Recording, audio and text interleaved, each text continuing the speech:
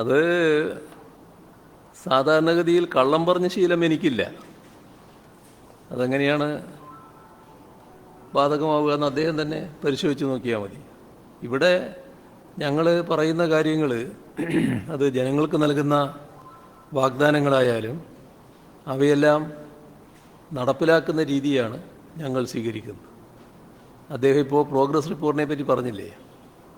ഞങ്ങൾ കഴിഞ്ഞ 7 വർഷവും നടപ്പാക്കുന്ന ഒന്നാണ് ഈ പ്രോഗ്രസ് റിപ്പോർട്ട്. സംസ്ഥാനം എന്ത് ചെയ്യുന്നു എന്നുള്ളത്. ഇവിടെ കരുവന്നൂർ ബാങ്കിൻ്റെ കാര്യത്തിൽ കേരളത്തിലെ സഹകരണ മേഖലയോട് BJPക്ക് അതിൻ്റേതായൊരു നിലപാടുണ്ട്. അത് കേരളത്തെ തകർക്കുക എന്ന നിലപാടിൻ്റെ ഭാഗം തന്നെയാണ്. എന്തുകൊണ്ടോ ഒരു കടുത്ത വിരോധപരമായ സമീപനമാണ് കേരളത്തോട് BJP സ്വീകരിച്ചു വരുന്നത്. ഇപ്പോൾ കഴിഞ്ഞ നോട്ട് നിരോധന കാലത്ത് കേരളത്തിലെ സഹകരണ മേഖലയെ വേട്ടയാടാനുള്ള ശ്രമമായിരുന്നു നടന്നത്. ആ കാലത്ത് കൃത്യമായി കേരള സർക്കാർ സഹകരണ മേഖലയോടൊപ്പം നിന്നു. കേരളത്തിലെ സഹകരണ മേഖലയുടെ പ്രത്യേകത ജനങ്ങളുടെ നല്ല രീതിയിലുള്ള വിശ്വാസം ആർജിച്ച ഒരു മേഖലയാണെന്നാണ്.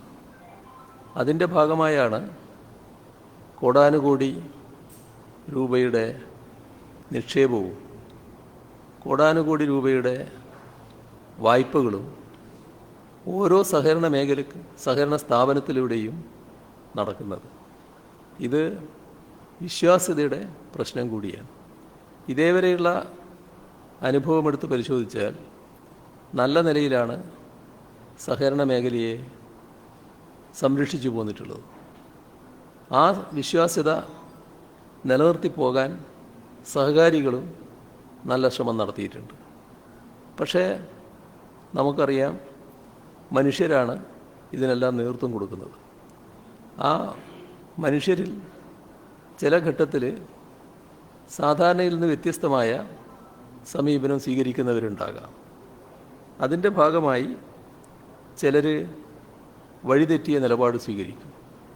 ആ വഴിതെറ്റിയ നിലപാട് സ്വീകരിക്കുന്നവരോട് ഒരു തരത്തിലുള്ള വിട്ടുവീഴ്ചയും വകുപ്പിൻ്റെ ഭാഗത്തു നിന്നോ സർക്കാരിൻ്റെ ഭാഗത്തു നിന്നോ ഉണ്ടാകാറില്ല.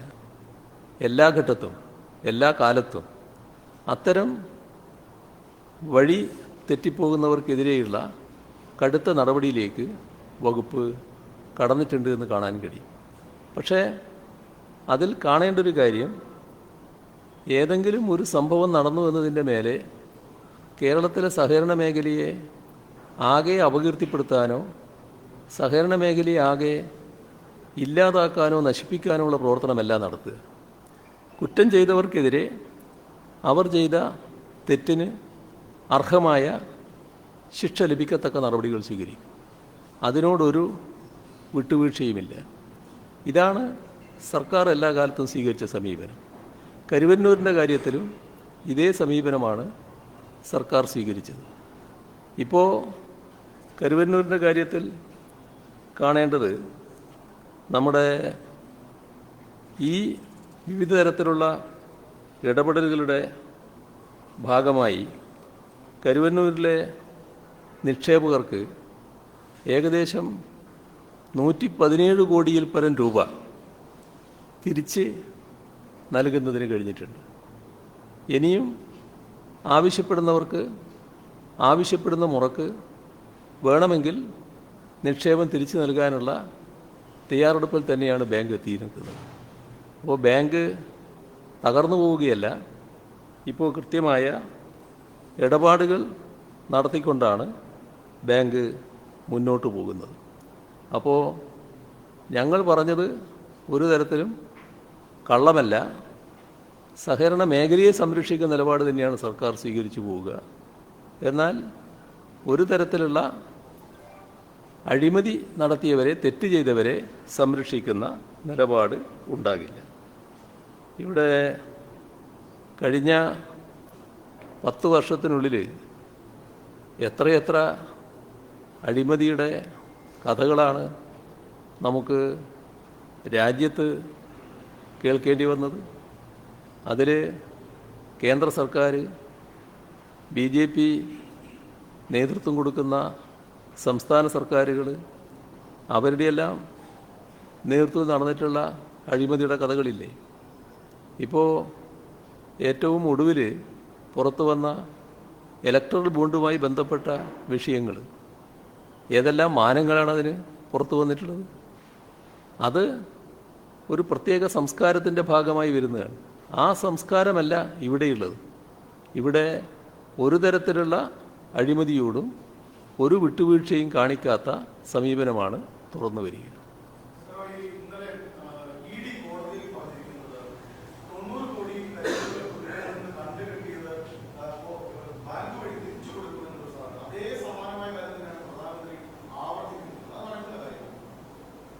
എങ്ങനെ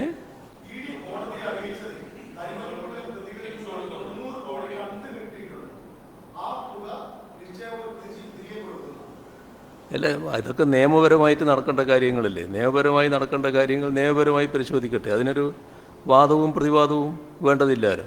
നമ്മൾ പറയുന്നത് ഇവിടെ സാധാരണഗതിയിൽ നിക്ഷേപകർ സഹകരണ മേഖലയുടെ വിശ്വാസ്യതയുടെ ഭാഗമായിട്ടാണ് സഹകരണ മേഖലയിൽ നിക്ഷേപിക്കുന്നത്, ഏത് സഹകരണ സ്ഥാപനത്തിലായാലും. അപ്പോൾ ആ നിക്ഷേപകരുടെ നിക്ഷേപത്തിന് കോട്ടം തട്ടാൻ പാടില്ല. ആ നിക്ഷേപം തിരികെ ലഭിക്കുമെന്നത് ഉറപ്പാണ്. ഇതാണ് സംസ്ഥാന സർക്കാരിന് പറയാനുള്ളത്. തട്ടിപ്പ് നടത്തിയവരുണ്ടെങ്കിൽ ആ തട്ടിപ്പ് നടത്തിയവർക്കെതിരെയുള്ള നിയമ നടപടിയും അതിൻ്റെ ഭാഗമായുള്ള നടപടികളും പിന്നീട് വരേണ്ടതാണ്. അത് ഇതിൻ്റെ ഭാഗമായി വരുന്നതല്ല, അത് തട്ടിപ്പിനെതിരെയുള്ള നടപടിയുടെ ഭാഗമാണ്. അതേസമയം നിക്ഷേപകർക്കൊരാശങ്കയും ഉണ്ടാകേണ്ടതില്ല എന്നത് സംസ്ഥാന സർക്കാർ ആവർത്തിച്ച് വ്യക്തമാക്കുകയാണ്.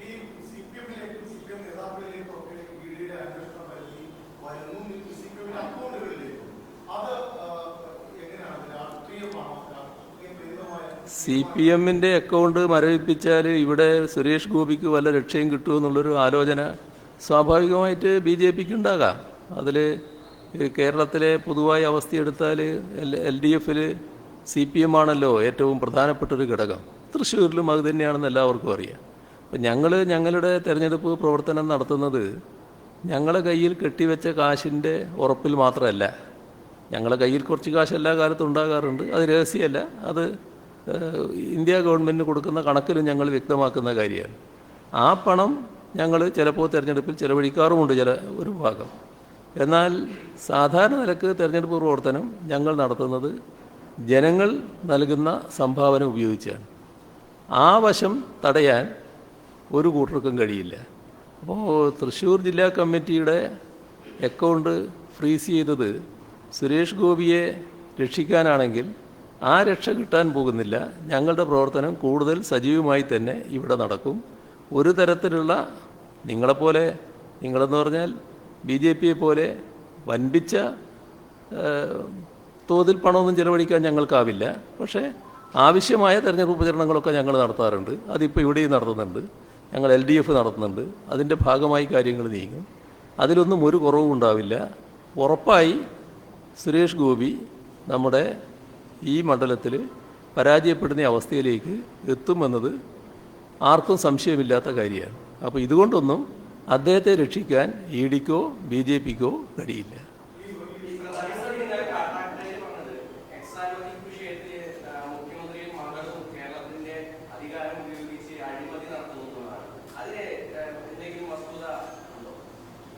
അത് നിങ്ങൾ പത്രലേഖകരാണല്ലോ, നിങ്ങൾ അന്വേഷിക്കാറോ? ഏതാണ് അവർ കണ്ടെത്തിയിട്ടുള്ളത്? ഒരു കമ്പനി മറ്റൊരു കമ്പനിക്ക് നൽകിയ സേവനത്തിൻ്റെ ഭാഗമായി അവരിൽ നിന്ന് ഈടാക്കിയ ഫീസ് അത് രഹസ്യമല്ലല്ലോ, എല്ലാം അക്കൗണ്ട് വഴിയാണല്ലോ.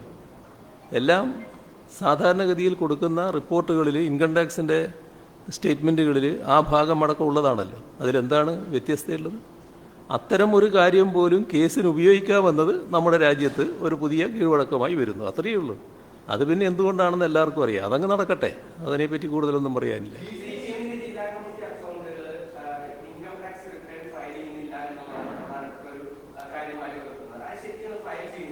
ശുദ്ധ അസംബന്ധമാണത്.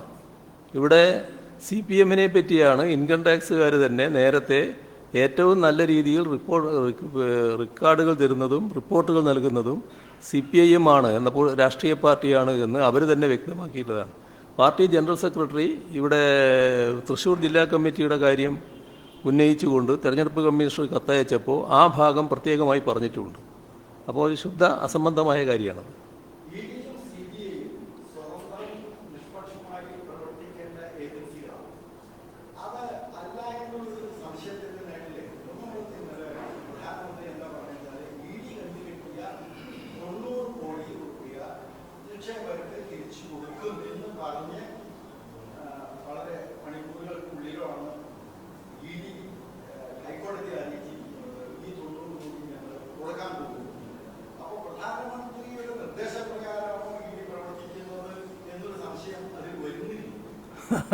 ഇതിൽ വലിയ സംശയത്തിനിടയില്ലാത്തൊരു കാര്യമാണല്ലോ അത്. നമ്മുടെ രാജ്യത്ത് ED നടത്തുന്ന പ്രവർത്തനങ്ങൾ, CBI നടത്തുന്ന പ്രവർത്തനങ്ങൾ, ഇപ്പോൾ സാമ്പത്തിക കുറ്റാന്വേഷണ വിഭാഗം നടത്തുന്ന പ്രവർത്തനങ്ങൾ, ഇപ്പോഴടുത്ത കാലത്താണെങ്കിൽ ഇൻകം ടാക്സ് നടത്തുന്ന പ്രവർത്തനങ്ങൾ എല്ലാം ഒരു പ്രത്യേക ഉദ്ദേശത്തോടെ രാജ്യത്ത് കാര്യങ്ങൾ നീക്കുകയാണ് എന്നത് നമ്മുടെ അനുഭവത്തിലുള്ളതാണല്ലോ. അത് BJP ഇതര പ്രതിപക്ഷ രാഷ്ട്രീയ പാർട്ടികൾക്ക് നേരെ എത്രമാത്രം കേസുകൾ എടുക്കാൻ പറ്റും, കേസുകൾ എങ്ങനെയെല്ലാം എടുക്കാൻ പറ്റും, അതിലൊരു ഗവേഷണം തന്നെയാണ് അത് നടത്തിക്കൊണ്ടിരിക്കുന്നത്. അതിൻ്റെ ഭാഗമായി ഇതിൽ ഉപയോഗിച്ചുകൊണ്ടിരിക്കുകയാണല്ലോ ഇത്തരം അന്വേഷണ ഏജൻസികളെ ആകെ. അതുകൊണ്ടാണല്ലോ ചില ഘട്ടങ്ങളിൽ സുപ്രീം കോടതിക്ക് പോലും കടുത്ത ഭാഷയിൽ ഇവരുടെ നടപടികളെ വിമർശിക്കേണ്ടി വന്നിട്ടുള്ളത്. അപ്പോൾ ഒരു പരസ്യമായ രഹസ്യമാണ് ഇതെല്ലാം ഇവരുടെ നിർദ്ദേശപ്രകാരം കാര്യങ്ങൾ നടക്കുകയാണ്. അത് പൊതുയോഗത്തിലെ സംസാരത്തിൽ കുറച്ചുകൂടി പ്രകടമായി വന്നു എന്ന് മാത്രമേ ഉള്ളൂ. പക്ഷെ അതിനാണ് ഞാൻ നേരത്തെ പറഞ്ഞത്, അതൊരു നിയമപരമായി തീരുമാനിക്കപ്പെടേണ്ട കാര്യമാണ്. അതിലൊരു പ്രധാനമന്ത്രി പറഞ്ഞാൽ പോലും കാര്യങ്ങൾ നിയമപരമായി തീരുമാനിച്ചുകൊണ്ട് മാത്രമേ മറ്റു നടപടികളിലേക്ക് കടക്കാൻ പറ്റൂ. അങ്ങനെ സാധിക്കുമോ, അത് പ്രത്യേകമായി ചർച്ച ചെയ്യേണ്ട വിഷയമാണ്. ചർച്ച ചെയ്യേണ്ടത് ഞാനല്ല, നിയമപരമായി തീരുമാനിക്കപ്പെടേണ്ട വിഷയമാണ്. അതിനുശേഷം മാത്രമേ അതുമായി ബന്ധപ്പെട്ട് കാര്യങ്ങളിലേക്ക് കടക്കാൻ പറ്റൂ. ഏതായാലും ഞാനതിൽ ആവർത്തിച്ച് വ്യക്തമാക്കുന്നത്, കരുവന്നൂർ ബാങ്കിലെ നിക്ഷേപകർക്ക് ഒരാശങ്കയും ഉണ്ടാകേണ്ടതില്ല. ആ നിക്ഷേപം മുഴുവൻ സാധാരണഗതിയിൽ ആവശ്യപ്പെടുമ്പോൾ തിരിച്ചു കൊടുക്കുന്ന നിലയിലേക്ക് തന്നെ എത്തും.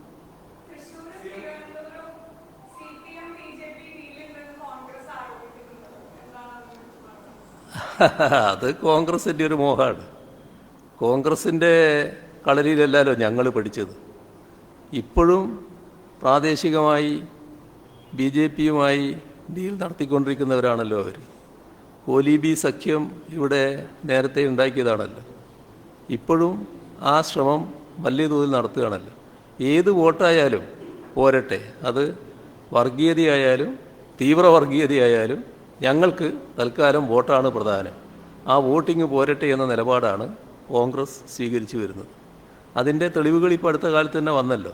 അപ്പോൾ അങ്ങനെയുള്ള ഒരു രാഷ്ട്രീയ ചെറ്റത്തരം കാണിക്കുന്നൊരു പാർട്ടിയല്ല CPIM. CPIM എന്താണോ നാട്ടിൽ പറയുന്നത് അത് മാത്രമേ സാധാരണഗതിയിൽ ഞങ്ങൾ നടപ്പാക്കാറുള്ളൂ. 4 വോട്ടിന് വേണ്ടി മറ്റെന്തെങ്കിലും നിലപാടെടുത്ത് ഞങ്ങൾ പോകാറില്ല. ആരെയും പ്രീണിപ്പിക്കാനും തയ്യാറാകാറില്ല. BJP-യെ അതിനിശിതമായി വിമർശിക്കുന്ന നിലപാട് ഞങ്ങൾ സ്വീകരിക്കുമ്പോൾ തന്നെ ഈ കേരളത്തിൽ BJP നിലപാടിനോടൊപ്പം നിന്നുകൊണ്ട് കോൺഗ്രസ് പ്രവർത്തിച്ച അനുഭവം നമുക്ക് ധാരാളമുണ്ട്. നമ്മുടെ നാടിൻ്റെ പ്രശ്നങ്ങളിലടക്കം അത്തരം കാര്യങ്ങളിൽ BJP ഗവൺമെൻറ്റിനോടൊപ്പമാണ് കോൺഗ്രസും കേരളത്തിലും ജയിച്ചു പോയ UDF-ൻ്റെ കൂടെയുള്ള 18-അംഗ സംഘമായ MP-മാരും പ്രവർത്തിച്ചിട്ടുള്ളത്. ആ അനുഭവത്തിൽ നിന്നാണ് കേരളം ഇനി ഈ കേരള വിരുദ്ധ സമീപനക്കാരെ അയച്ചുകൂടാ എന്ന നിലപാടിലേക്ക് എത്തിയിട്ടുള്ളത്. കേരളത്തിലാകെ എല്ലാ മണ്ഡലങ്ങളിലും അതിശക്തമായ LDF അനുകൂല തരംഗമാണ് അലയടിച്ചു വരുന്നത്. അത് ഇതിൻ്റെ ഭാഗമാണ്. അതാണ് നമ്മൾ കാണേണ്ടത്.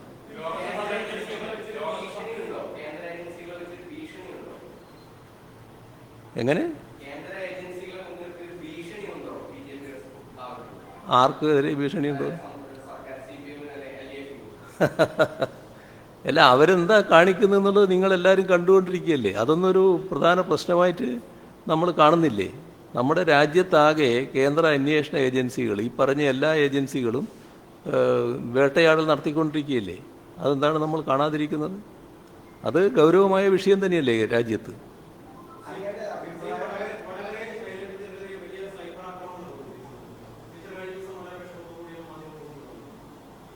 അതേതെങ്കിലും ഒരു സ്ഥാനാർത്ഥിക്കെതിരെ മാത്രമല്ല, എല്ലാ സ്ഥാനാർത്ഥികൾക്കെതിരെയും സൈബർ ആക്രമണം നടക്കുന്നുണ്ട്. അത് ഈ കോൺഗ്രസിൻ്റെ ഒരു പ്രത്യേക രീതിയായിട്ട് ഇപ്പോൾ മാറിയിരിക്കുകയാണ്. അതിൻ്റെ ഭാഗമായിട്ട് കൂടിയാണ് വരുന്നത്.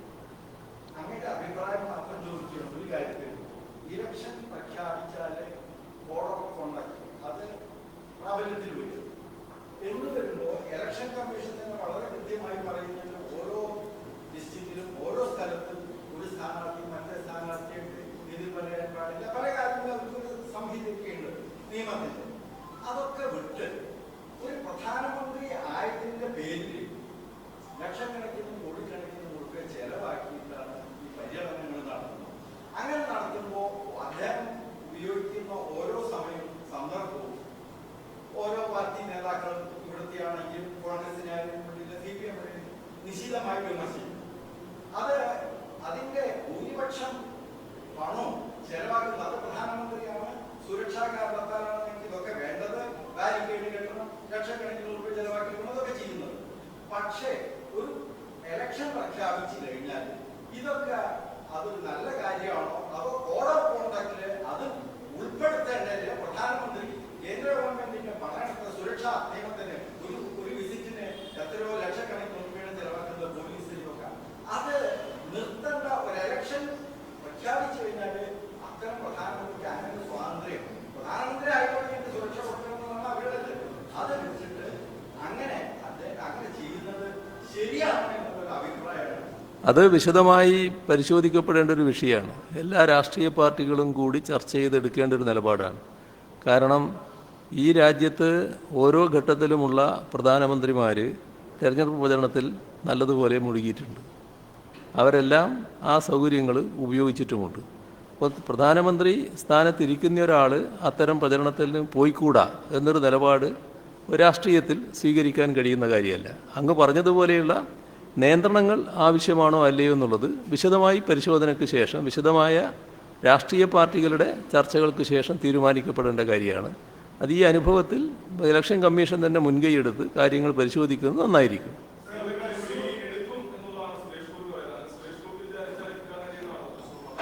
ഏത്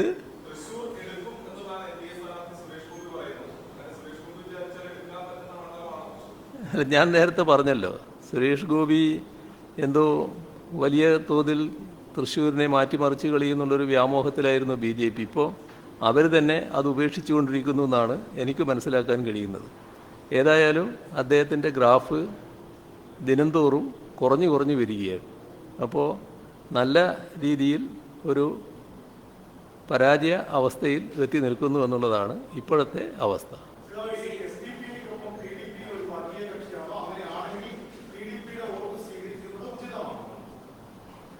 വർഗീയ കക്ഷികൾ ഏതൊക്കെ എന്നുള്ളതിൻ്റെ ചർച്ചകളെല്ലാം നമ്മൾ നേരത്തെ നടത്തി വെച്ചതാണല്ലോ. അതിലേക്ക് ഇപ്പോൾ നമുക്ക് നമ്മുടെ സംസ്ഥാനത്ത് ഉയർന്നു വന്ന പ്രശ്നം SDPIയുടെ വോട്ട് UDFന് കൊടുക്കുന്നു എന്ന് പറഞ്ഞുകൊണ്ടുള്ള ഒരു പ്രഖ്യാപനമായിരുന്നല്ലോ.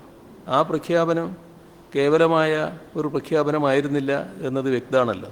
കാരണം അതിനുശേഷം വ്യക്തതയോടെ KPCC പ്രസിഡന്റ് ഇപ്പോൾ തെരഞ്ഞെടുപ്പ് രംഗത്താണെങ്കിലും അദ്ദേഹം പരസ്യമായി അതിനെ സ്വാഗതം ചെയ്തല്ലോ. അപ്പോൾ നേരത്തെ ഒരു സംസാരവും അതിൻ്റെ ഭാഗമായി ചില നിലപാടുകളും ഉണ്ടായിരുന്നു എന്നാണ് കാണിക്കുന്നത്.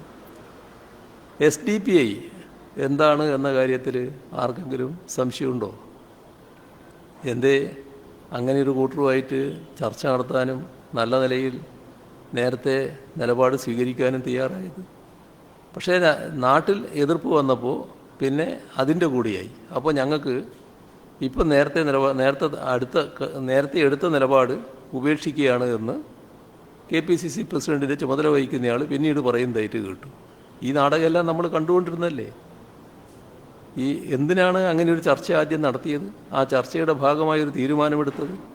അപ്പോൾ വർഗീയതയുമായി സമരസപ്പെട്ടു പോകുന്നതിന് ഒരു ഘട്ടത്തിലും കോൺഗ്രസ് മടി കാണിക്കാറില്ല.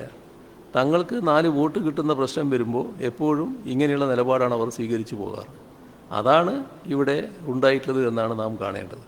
അതും PDPയും ഒരേപോലെ എന്ന നിലക്ക് എടുത്തു പോകേണ്ടതില്ല. PDP കഴിഞ്ഞ കുറേ തെരഞ്ഞെടുപ്പുകളിൽ അവർ നിലപാടുകൾ എടുക്കുന്നുണ്ട്, നിലപാടുകൾ പരസ്യമായിട്ട് പ്രഖ്യാപിച്ചിട്ടുണ്ട്, അതിനനുസരിച്ച് നിലപാടുകൾ എടുത്തു പോകാറുമുണ്ട്.